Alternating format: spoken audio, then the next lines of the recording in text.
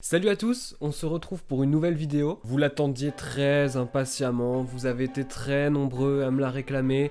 Thibaut, quand est-ce que tu sors encore une vidéo d'histoire? La précédente, elle était géniale. C'est bien évidemment faux. Nous sommes dimanche soir et je me suis dit, début de semaine, voilà, en retour, les cours, etc., etc. Pour ceux qui sont encore en cours, je ne suis plus en cours.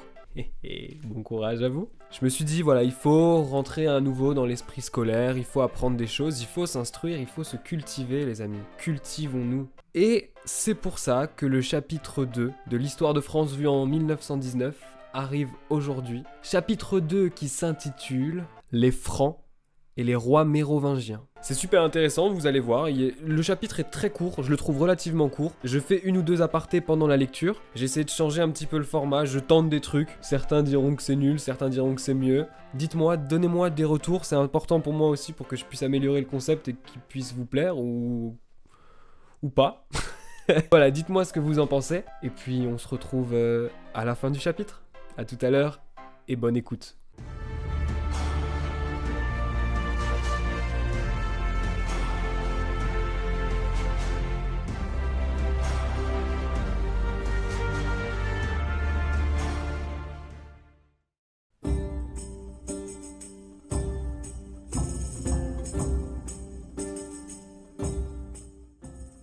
« 400 ans après Jésus-Christ, les Romains n'étaient plus aussi puissants qu'ils l'avaient été pendant longtemps.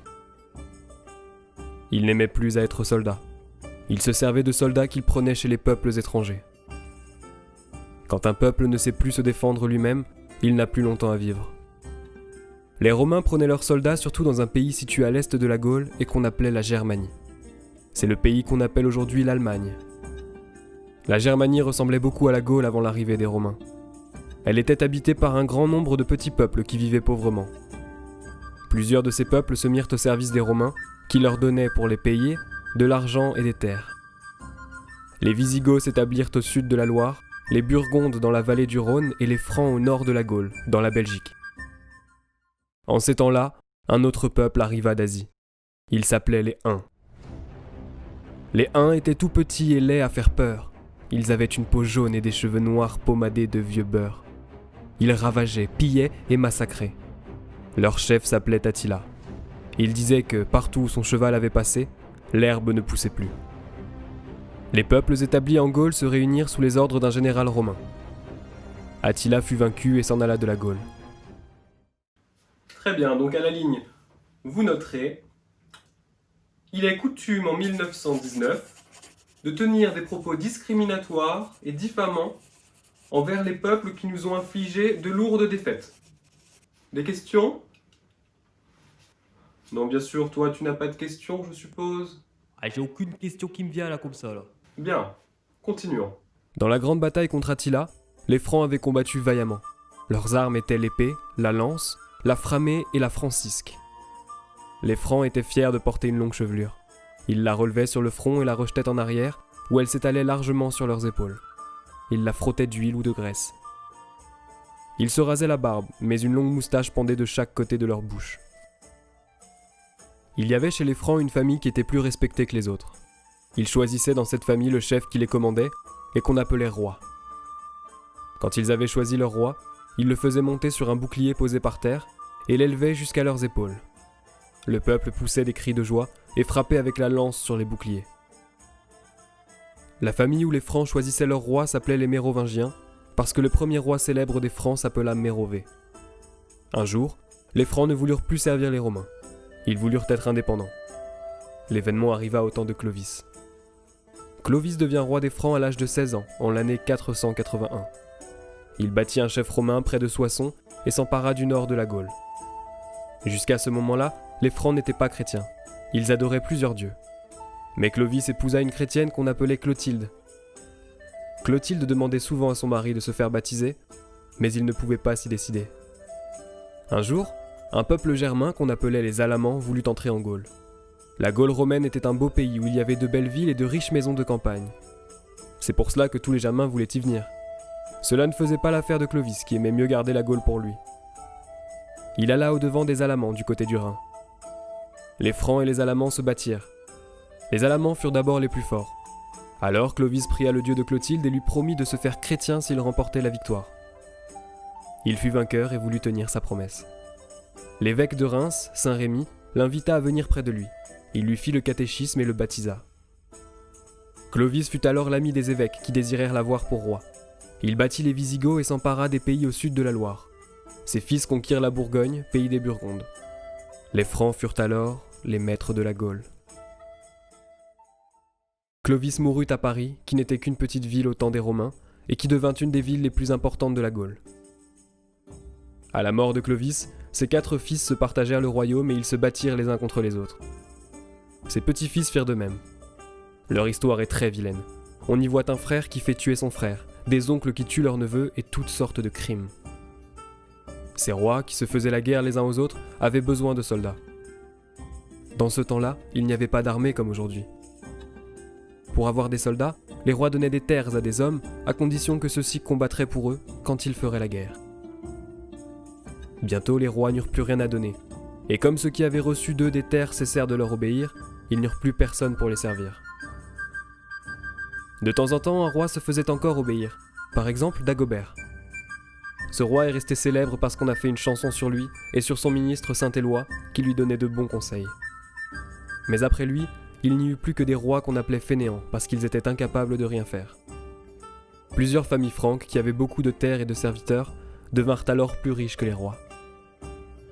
Parmi ces familles, la plus puissante habitait à l'est de la Gaule dans le pays de Metz. Elle devint célèbre autant qu'elle avait pour chef Charles, surnommé Martel, parce qu'il a écrasé comme avec un marteau les Arabes qui avaient envahi la Gaule. Les Arabes habitaient, en Asie, un pays qu'on appelle l'Arabie. Un homme appelé Mahomet leur enseigna une religion. Les Arabes voulurent répandre cette religion dans le monde entier. Mahomet leur avait dit que ceux qui mourraient en combattant auraient toutes sortes de plaisirs dans le paradis, et que ceux qui ne seraient pas braves souffriraient toutes sortes de misères en enfer. Les Arabes conquirent une partie de l'Asie, tout le nord de l'Afrique, puis l'Espagne, et ils entrèrent en Gaule. En l'année 732, ils étaient arrivés près de Poitiers, quand ils rencontrèrent Charles Martel, qui venait au-devant d'eux avec une armée. Les Arabes, montés sur de petits chevaux rapides et habillés de longs manteaux blancs, coururent vers la cavalerie franque. Les Francs, montés sur les grands chevaux du nord, les laissèrent venir et se défendirent avec leurs haches et leurs épées si bien que les Arabes reculèrent. Alors les Francs se mirent en marche. C'était comme une muraille de fer qui s'avançait. Les Arabes se retirèrent dans leur camp et, pendant la nuit, ils s'enfuirent. Ainsi, Charles Martel a empêché les Arabes de conquérir notre pays.